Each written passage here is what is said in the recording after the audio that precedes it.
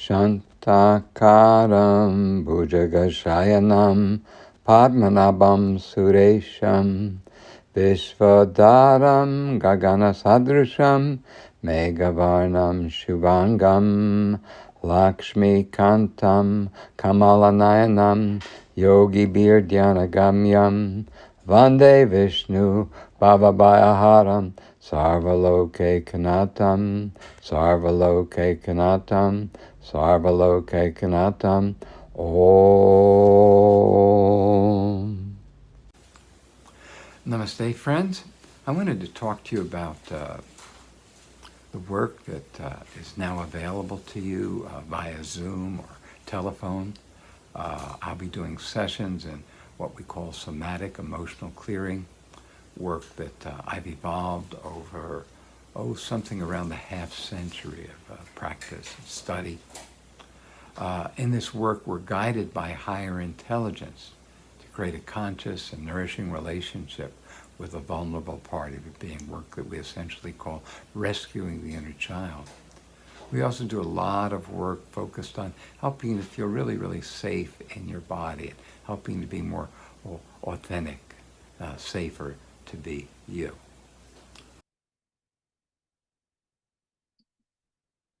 So this is a fundamental image that we've been looking at. And this is our archetypal energy field.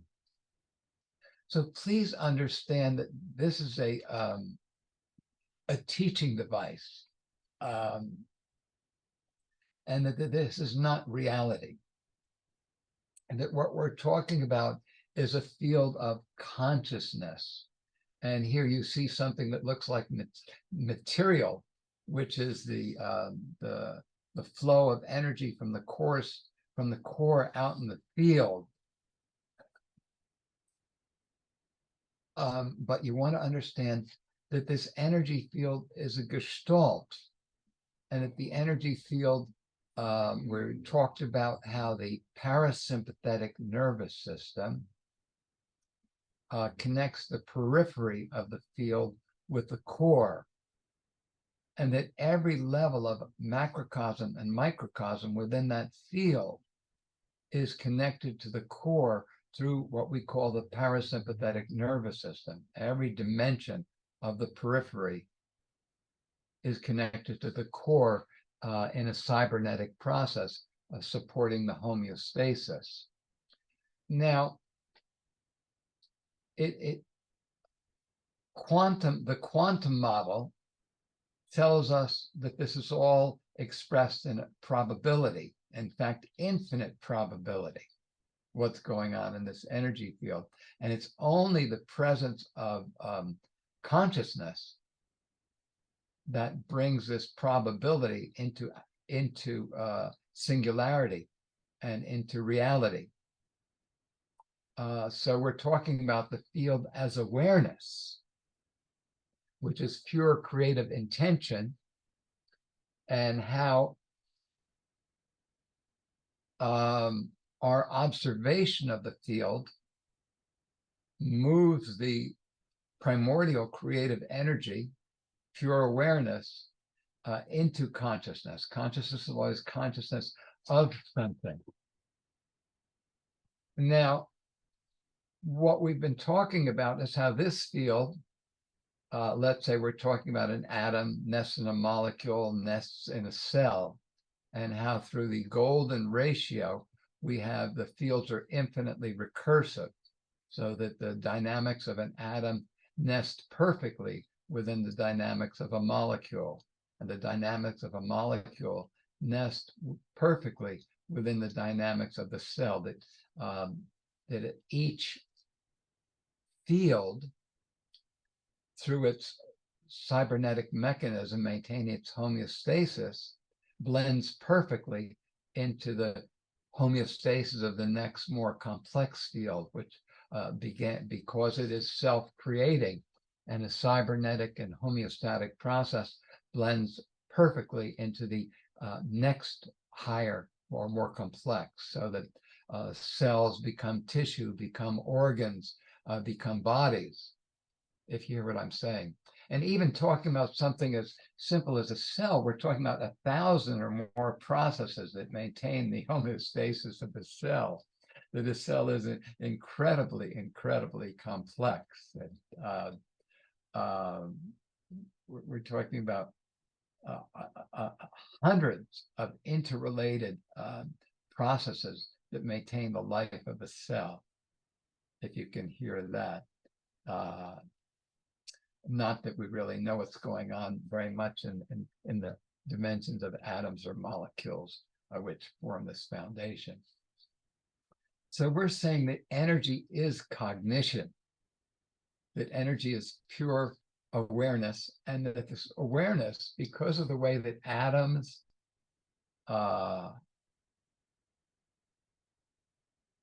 recursive in molecules, are recursive in cells, are recursive in organs, that energy is omnipresent at each level, each cybernetic level, each level of consciousness melds into the larger level of consciousness, so that the atoms meld into the molecules, meld into the cells, meld into the tissue, meld into the organs, meld into we'll call it the person, meld into the life of the earth, the life of the solar system, and that because each of these is so deeply embedded in the other and so deeply interdependent and and co-creative, we have in fact a level of omnipresence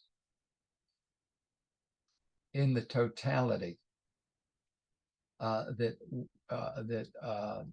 is fundamental to the universal life and the individual lives. Now there's a mystery here. So we're saying we're made of an omnipresent awareness, and so this kind of an understanding of seeing everything as an omnipresent consciousness gives us a doorway into studying all sorts of psychic phenomena.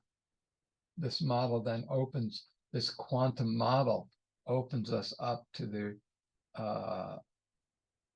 to have a paradigm for studying precognition, for studying all sorts of psi phenomena, and for all sorts of cracks in the cosmic egg that happen when we somehow slip into the future at times, or have different experiences that take us into other dimensions or other lives, if that makes any sense. How are we doing as we contemplate energy as ultimate intelligence in its quality of omnipresence and omniscience? Some thoughts or questions? Bruce, I'm wondering if you have any thoughts at this moment in this context about oval fields. Oh, Dr. Stone's oval fields. Yeah. Because, I've always resisted some elements of Dr. Stone's model of the oval fields. So here's my model of the oval fields of the heart. So we're talking about the air element. The heart is neutral. The lungs are positive, and the colon. So air is about movement and the fundamental rhythms of movement in the body. So we're talking about the beat of the heart, the rhythms of the lungs, and the peristalsis of the colon as establishing the presence of universal law and the incredible micro-perfection of the rhythms of life in the body. Okay, so here's the air oval field from the heart to the shoulders, of the torso as the largest single oval field ruled by air, again, air, the fundamental rhythms of heart, lungs, and colon. And then that energy steps down into the fire overfield, which has the fire center, the dantian, below the navel as the neutral, the organs of the solar plexus as positive, and then the thighs as negative. And then with the water overfield, as we come more to the earth, we're seeing more separation and crystallization in the negative field. So here we have the sacrum as the neutral source of water, and water is the medium for life. And so the neutral source is the sacrum and the reproductive organs, and its positive field are the hips, where water is what connects us to other human beings and to and what connects us emotionally.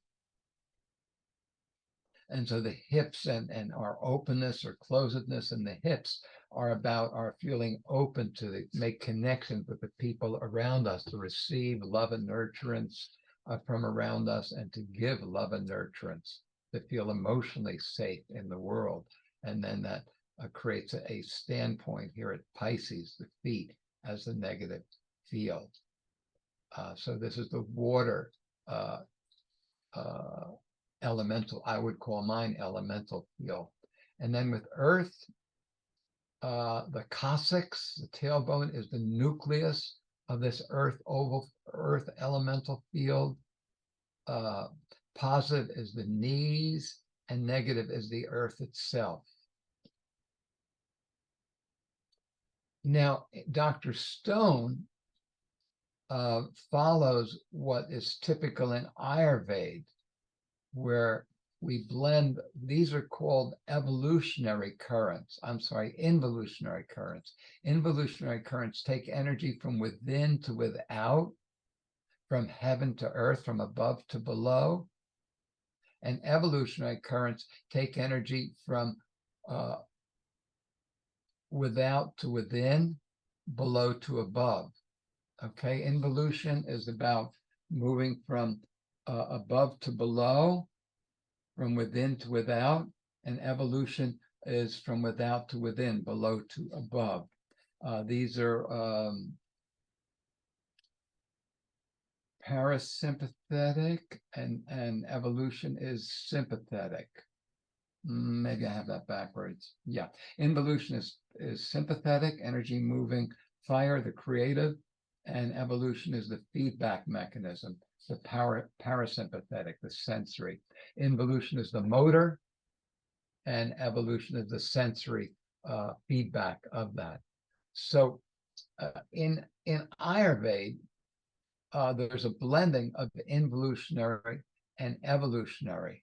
So in Dr. Stone's model, we have the oval fields, which are air and fire moving from above to below, blended with earth at the solar plexus, and the fields moving from below to above. So the solar plexus becomes an earth field in Dr. Stone. Am I getting that right, Elizabeth? Because the colon is there, and it's so fundamental to the process of assimilation and the dynamics of digestion. So his model takes into account the evolutionary, the power of the evolutionary currents in understanding the physiology of the body and fundamentally the process of digestion. Did that help clarify things a bit, or? Yes, I'm so glad I asked. Thank you. Okay. Yeah. So I love the parsimony of the traditional model of ether, air, fire, water, earth. But you have to understand, clinically speaking, Dr. Stone's model is more valuable because there needs to be a tremendous emphasis on elimination on the negative fields, because this is where we get stuck emotionally and where we get stuck in health. Energy is always yang, radiance, and yin. We see that so much in the body, or on the back of the body. You see the opposite. The sacrum is neutral, radiates as the buttocks, and it crystallizes here at the occiput. So these heart-shaped fields are just so fundamental. Here I have it here in this chart here. You see, here you see the energy radiating from the heart, positive, and then radiating down structurally here at the sacrum. And here at the back, you see the opposite, the energy radiating out of the sacrum and coming up to the apex. These heart-shaped fields of yang and yin are just fundamental to the energy of the body. Now, last week we spent a lot of time looking at at Babbitt's atom.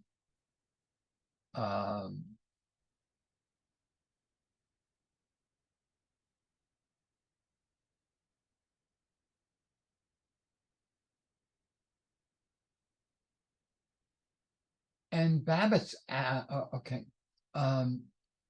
So to begin to study Babbitt's atom, it's useful to go back to Manly Hall's The Secret Teaching of All Ages. Hall is considered the dean of 20th century American Occult and Esoteric Studies. He was the founder of the Philosophical Research Society in Los Angeles, which at the first half of the 20th century was just a mecca for spiritual seekers. And his magnum opus is a book you may have seen called The Secret Teachings of All Ages, an encyclopedia of esoteric, Rosicrucian, and Qabalistic knowledge. And in The Secret Teaching, Paul goes through the ancient wisdom, culture by culture by culture by culture. But he begins The Secret Teaching of All Ages with a picture of Babbitt's atom on page 1. And under Babbitt's atom, he describes Babbitt as a genius, which to me means that Babbitt's atom is the Rosetta Stone and the key to the secret teaching of all ages.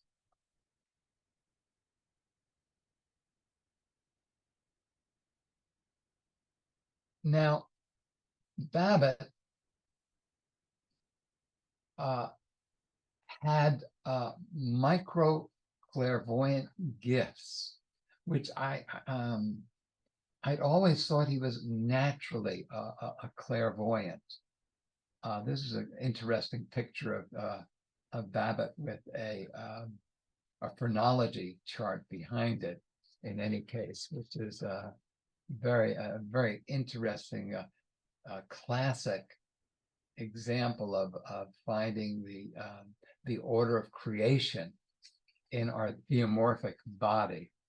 So that if you enjoy, this is the kind of thing that it's a mystery that you can just ask the question, hold the question, and start to explore this with your hands and intention.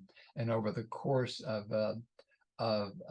decades, you can crack a mystery like this through intention if you're interested in phrenology. Because again, everything embodies the order of creation, because everything is the expression of the breath of life. Okay?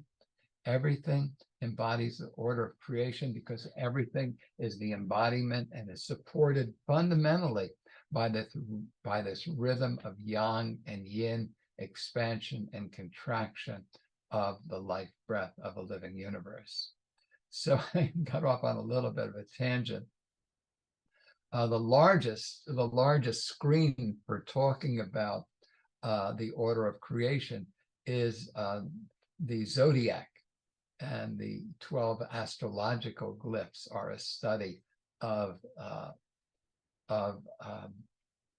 what's the word I want to use?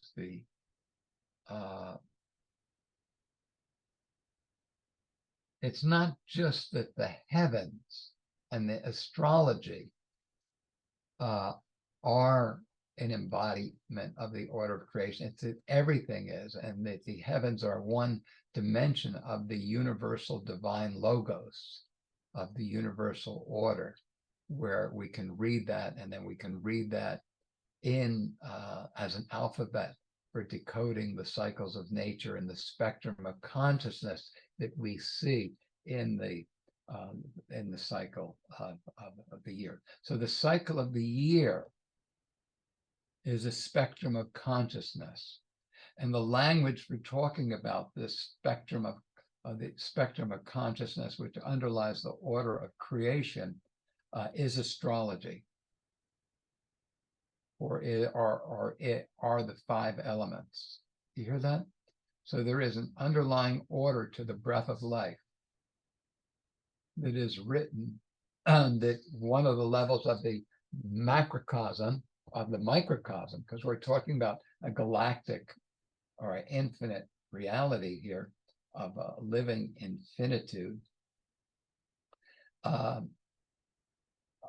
For our purposes, this solar arc embodied in astrology and its imprint in the 12 months of the year is fundamental to understanding the consciousness of the order of creation. So I needed to get that out to talk about the logos and the mystery of the logos, which we could call the mind of God, and how we can approach the study of that through the study of our solar cycle, and the alphabet for studying that is our geocentric astrology. Now, the Hindus are concerned with lifetimes, so they do a heliocentric, a solar-centric astrologer, which involves a higher set of integration and a deeper set of harmonics, which may have more potential if our goal is liberation, rather than just understanding our personality. Excuse that tangent. I had to go into that because I've just been thinking about that the last couple of days, and understanding that astrology is an effect, like everything is an effect of the life breath of a living universe. So here we're looking at Dr. Babbitt, who I believed was had micro-clairvoyant powers. But it turns out, I was reading in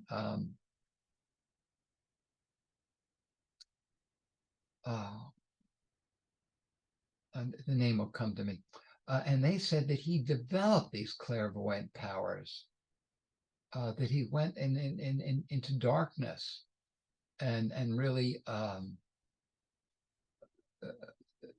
cut out distractions. And in the sensory deprivation environment, he was able to open to these clairvoyant powers. So maybe he had these natural clairvoyant powers, and in the context of sensory deprivation environment was able to get in touch with them. So in any case, Babbitt claimed that he could see the atomic level.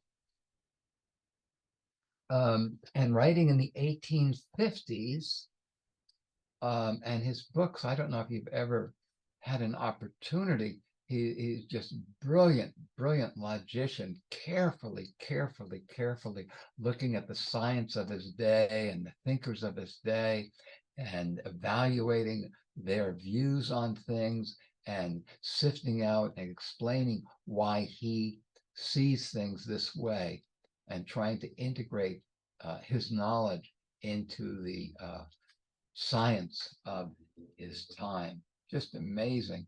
Now, his primary book for me is The Principles of Light and Color, and it was pretty widely disseminated. You can find them in rare bookstores. I had a copy for many years, which I gave away not too long ago. But it was reprinted as color therapy became more popular, and the fellow who edited the reprint, Fabian, had no taste for the esoteric and edited out most of what's important and valuable in the book. So be careful if you find a copy of the Principles of Light and Color that it's not edited by somebody whose name is something like Fabian, because he's edited out all the good stuff. So if you can, okay, Borderland Research. Borderland Research has a website where they distribute facsimiles of the original Principles of Light and Color. And they also have a lot of other really hard to find esoteric research. So if you're looking for really fringy stuff on energy principles and fringy stuff out of the 19th century, Borderland Research is the place to go. And if they're still around. So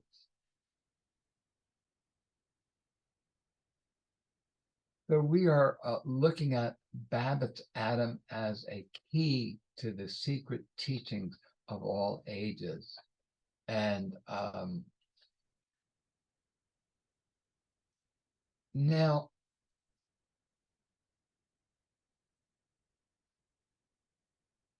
so we're saying that the body is a musical instrument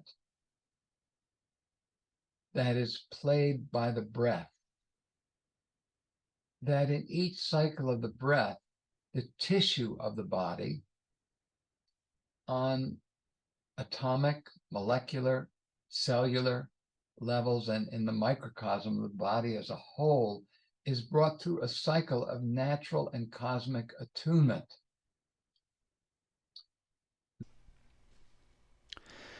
The Latin word for breath is spiritus. It comes from the same roots as our word spiral. It is spiritus that plays the instrument of nature. All of nature is alive. All of nature is breathing.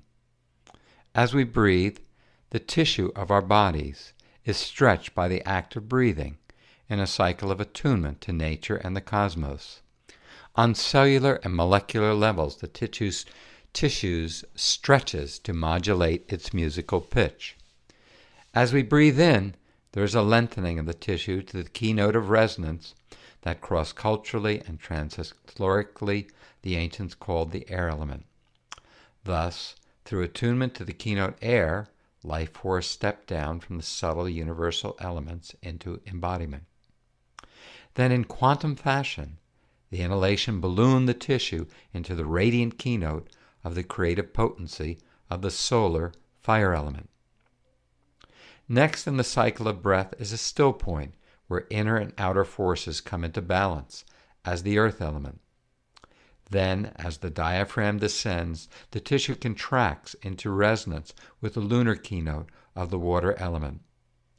Nature is a fabric of ultrasonic resonance, attuned to the keynotes of earth, solidity, water, the fluid medium for life force, fire, the functioning of creative intelligence, air, the feedback process, which is the essence of intelligence, and ether, which modulates sacred space between the subtle, universal elements of the cosmos and the material elements of nature. All of nature is vibrating in a life-giving state of praise, attuned to the voice of the goddess Sarasvati, singing the holy word, singing the music of creation. This understanding of the relationship between the breath and attunement to the elemental keynotes of resonance is the key to understanding energy in the healing arts. That as we breathe, that musical instruments have always been made of guts and hides, be it the strings on your guitar or older instruments, which always have a skin as their soundboard. And that our bodies are essentially made of guts and hides, and as such are a musical instrument that is played by the breath. That as we breathe, the stretching of the tissue, the stretching of the energy field modulates the pitch of the tissue through a process of natural and cosmic attunement. So first there's a lengthening into what traditionally is called air.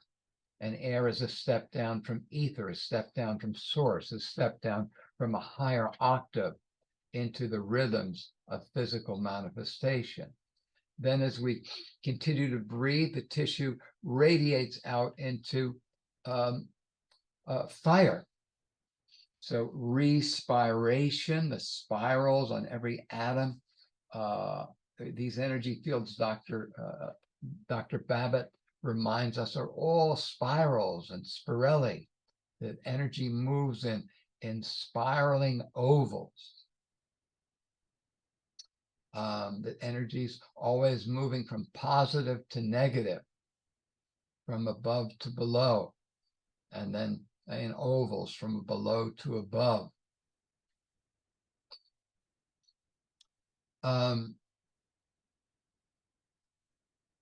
And so as we breathe, the tissue, the thoracic cavity expands into a fiery entrainment with the solar force. And then the diaphragm descends, and there's a still point where the forces above and below, within and without, are in balance, which we call earth. And then the tissue of the body entrains with a lunar attunement, which we call water, and the negative field of tamas guna in this cycle of creation. And looking at the body as a field of energy, we see this. We see how the body in microcosm and macrocosm is the embodiment of the breath of life, and how fundamental the breath of life and the cycles of the breath of life are. So the alphabet for understanding the breath of life and its impact on the body are the 5 elements. And this is cross-culturally and trans-historically in the science of the ancients focused on these 5 elements. We can never really spend enough time in this image, because what we're ultimately talking about is the nature of yourself. The nature of this presence, of this cognizance. In the Bhagavad Gita, chapter 13, verse 3, Sri Krishna, who is the Purna avatar, the avatar is the embodiment of divinity, and Purna is the total, the complete, the fullest embodiment of divinity. So Sri Krishna says, I am the knower of all fields. That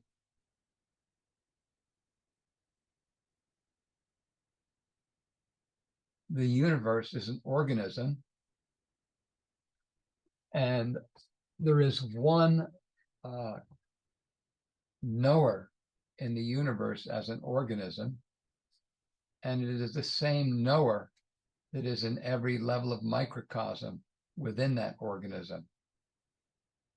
So everything that lives, that we've said that the essence of life is cognition, that life is self-creative, that life is essentially a process of being aware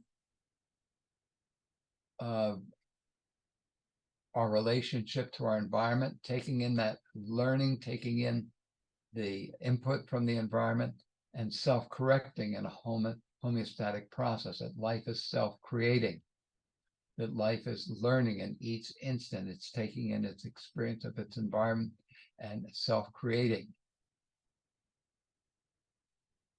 And this is going on in every atom, every molecule, every cell. And each of us is the same thing. That in each moment we're out picturing our self-expression, and then we're taking that in and self-correcting, that we're learning based on how the world, how we're doing in the world.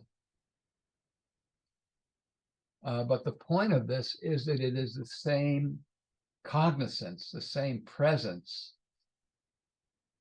the same creative intelligence in everyone and everything. The quantum model leans towards a possibility that there is an eternal present and that our reality is emerging from this one presence. In the cosmology of India, the only thing that's real is this presence, and everything else is changing. Everything else is coming and going. Everything else is merely an appearance. But this reality is unborn, undying, everywhere, always eternal, forever and ever and ever. The tantric aphorism is, what is here is everywhere, and what is not here is nowhere. And what is here that is everywhere is the present. And if it doesn't exist in the present, it's not really real. It's transitory. So if you look at your own life, the one part of you that's unchanging is your cognizance. From your first breath to your last breath, you've been the witness to your experience. And while in every moment your experience is a phantasmagoria of change, unceasing change, the one thing about you that hasn't changed is your subjectivity. While every object has been moving, you as subject have been singular. And this is your own self. This is your own self. So in this moment, get in touch with a part of you that's just watching the movie. No popcorn, no need of any other amusement. It's simply watching the movie. Just get in touch with that which is present. And this is your eternal self. This is the self we all share, unborn, undying. Any moment you can turn your attention to this. And sages say it's very, very liberating to get in touch with this. Now, we live in an age, I need to get rid of the screen share. We live in an age of tremendous misenchantment, where our computers, our iPods, our iPads, our apps, YouTube and TikTok, are incredibly enchanting. And ultimately, they're misenchanting. Traditionally, we did live in an enchanted world where we were part of life and we really felt a part of life. And there's a tremendous well-being in that.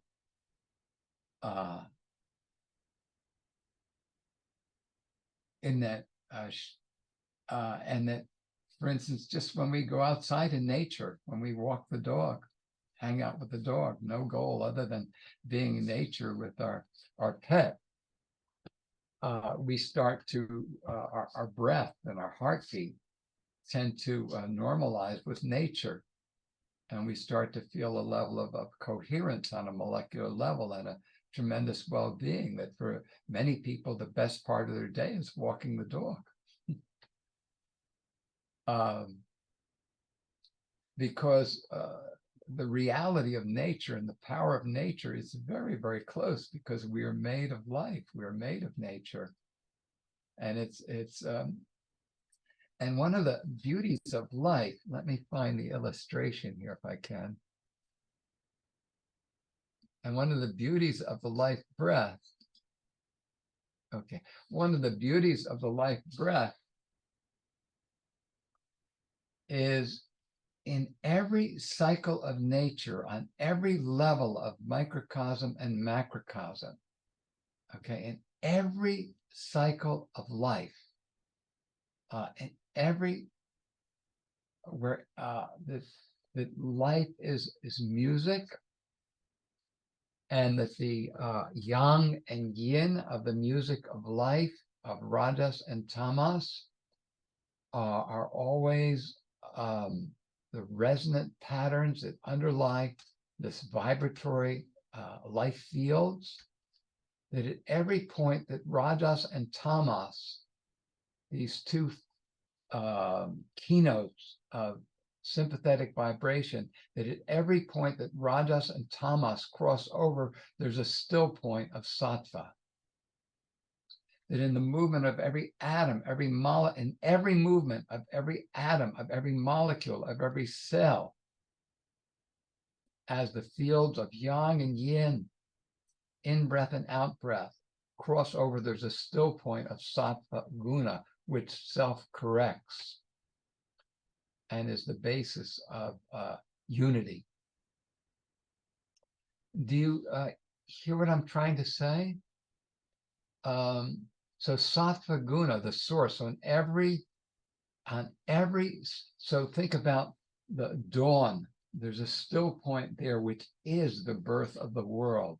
And sunset, there's a still point there, which is the birth of the world. And in every heartbeat, there's a still point. And in the rhythm of every cell and every level of vibration, from quark to galaxy,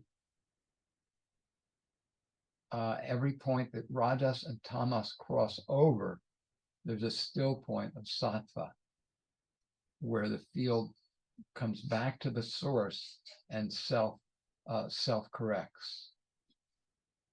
So I wanted to just, and I believe that this is the basis of the incredible harmony of this creation, that you can predict a lunar eclipse to the second that's thousands of years away, or that an atomic field is what it is because of its pattern of resonance. So I wanted to emphasize that today. I hope that's useful too. And part of that is to say sattva guna is radically overrepresented in the cosmos, that the power of the cosmos is much more powerful than the power of chaos, that cosmos will ultimately rule, that any tamas, any cleansing, any entropy is just temporary in the bigger picture. So have faith in the cosmos, have faith in sattva guna, that if you study astrology, you'll understand that this is the crumbling that's necessary these few decades now in order to give birth to a higher octave of harmony and beauty, hopefully. Namaste, friends. I wanted to let you know that I'm now practicing over Zoom or telephone the somatic emotional clearing work, which I've developed over something close to a half century of service and research. In this work, we're guided by higher intelligence to rescue the inner child, that is, create a conscious and nourishing relationship with a vulnerable part of your being, facilitate work in which it's safer for you to be in your body and to be more authentic, to be more in control of unconscious forces that may have been running your life in some ways.